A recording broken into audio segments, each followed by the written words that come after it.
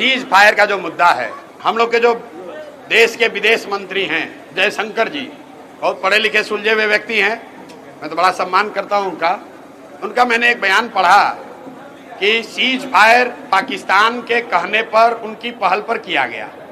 तो मैं ये सोच रहा हूं कि भाई अगर पाकिस्तान सीज फायर चाहता था, इसका मतलब है कि सेना वाले ठीक कह रहे हैं, हम लोग पाकिस्तान को हरा रहे थे, तभी तो पाकिस्तान डर के मारे सीज फायर करना चाह रहा था। तो अगर पाकिस्तान सीज फायर चाह रहा था तो तुम काहे माने भाई? 2 दिन और चलने देते, सेना वाले मार के ठीक कर देते उनको।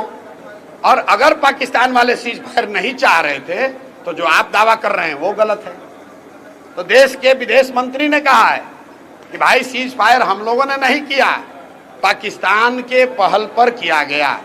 हालांकि ट्रंप महोदय अलग डफली बजा रहे हैं कि हमने किया, हमको नोबेल प्राइज मिलना चाहिए, हमने शांति कराया, हमने धमकाया।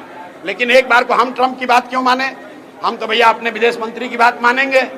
हमारे विदेश मंत्री ने, देश के विदेश मंत्री ने कहा कि सीज फायर पाकिस्तान की पहल पर किया गया।